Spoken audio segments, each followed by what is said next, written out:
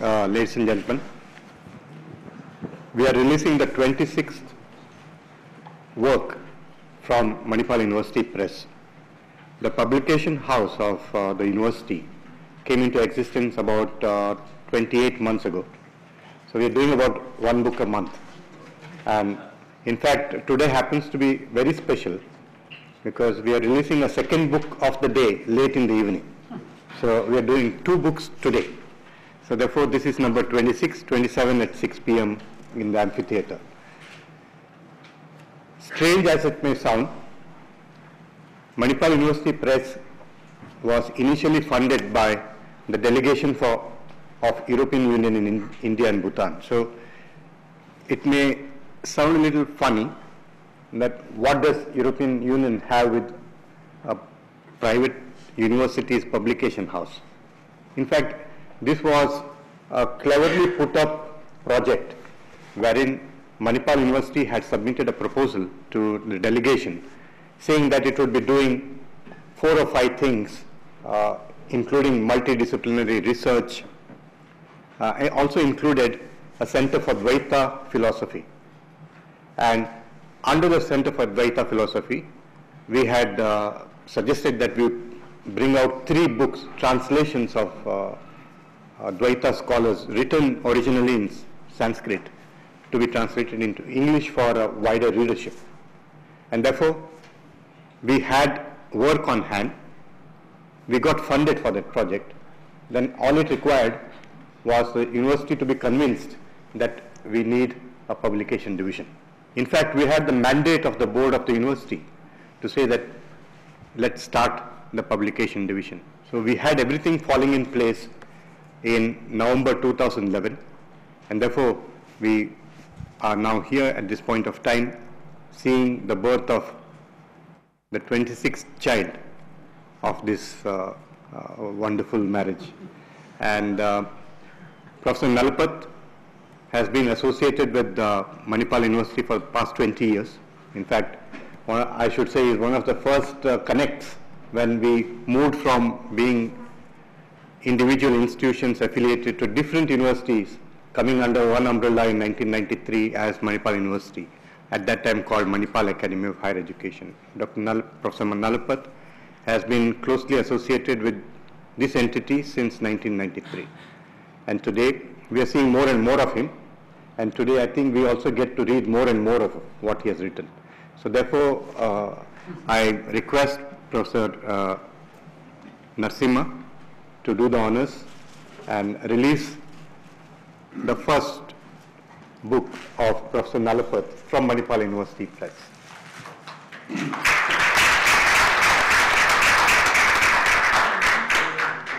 Let me first of all say that it's a matter of great pleasure and an honor for me to have the opportunity to release this book, which Professor Nalapat has done. I've read his pieces off and down in the newspapers and journals, but I've not read all of them. I look forward to reading the others.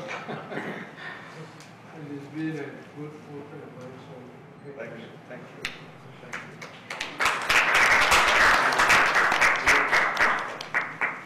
Thank you. Yeah. Cut it. Open it.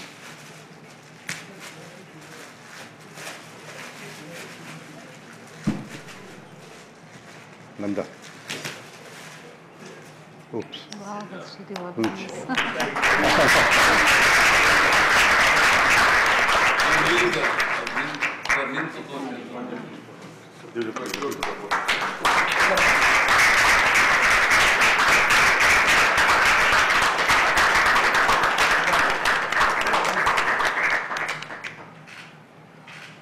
Well, the title of the book is The Practice of Geopolitics. It will be fascinating. Thank you. Thank you very much. Now I request Professor Nalapat to say a few words about the book. I would just like to thank Manipal University, and I'd particularly like to thank my old friend and the Chancellor of the University, Dr. Ramdas M. Pai, for having created an atmosphere in Manipal where independent research can go on unobstructed by, if I may say so, any kind of outside influence which tends to dilute the sanctity of research here. You know, I've watched him.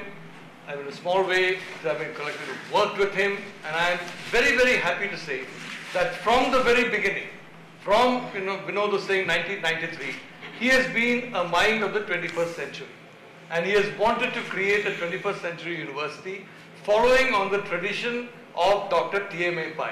Dr. T.M.A. Pai created a modern 20th century university at a time when there were very few modern 19th century universities in our country. Dr. Pai created a 21st century university when we were still in the 20th century. So I just want to say very clearly, Ramdas, that frankly, I owe a lot of the writing that I'm doing, good or bad. If it's good, you share the credit. If it's bad, of course, I'll take the blame. But I just want to say that. I want to just make 2 or 3 broad points. One is that unfortunately we have a caste system in India.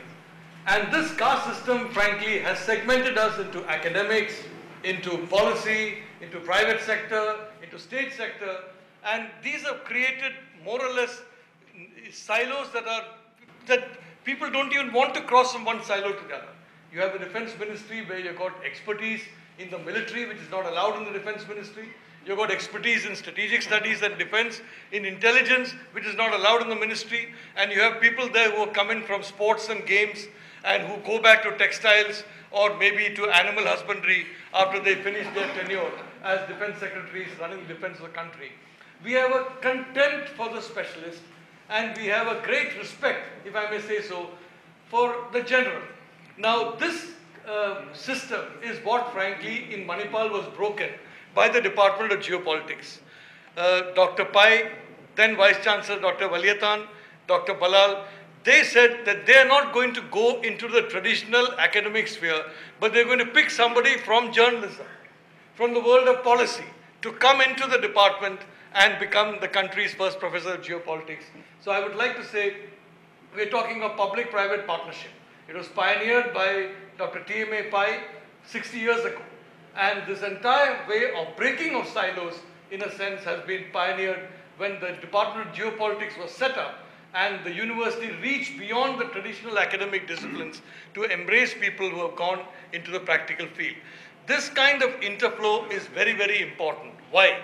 Because you look at what we call about theory and what we call practice. Unfortunately, much of our practice, especially in foreign and strategic policy, is based on theories that have very little relationship to the facts on the ground. I mean, I was watching with horror, as a matter of fact, Dr. Narasimha's presentation and seeing how far China has gone ahead. And the reason for that is very simple. The Chinese base their theory on practice, and that practice is based on ground reality. So the writings that I have, the writings that my old friend Jay Ranade has got, the writings that some of us have, we must admit that these are not writings done in an academic environment or in a university library or in a conference room. These are writings coming out of extensive field experience. So in that sense, if I may say so, the link of theory with practice, the link of practice with ground reality is very important. And I once again like to say that that kind of a link is very strong in this university, and I'm grateful to the university, I'm grateful to all of you for having indulged me, and above all, I'm very grateful to my old friend, Dr. Narasimha. He's an individual of integrity, he's an individual of tremendous dedication. Unfortunately, because of these qualities, he's often not taken seriously by the policy establishment. They listen to people who are much less integrity and much less dedication than he has, but nevertheless, he has soldiered on because he believes that as Manipal entered the 21st century in the 20th century, India will enter the 21st century in the second decade of the 21st century. Thank you very much. I request Professor Narasimha to hand over 2 of these volumes to our copy editors. Yes. Mr. Sastry and Ms. Kansri Jairam, please come. Once again, it's a pleasure to hand this book over to you. He's an old friend from Bangalore. Thank you.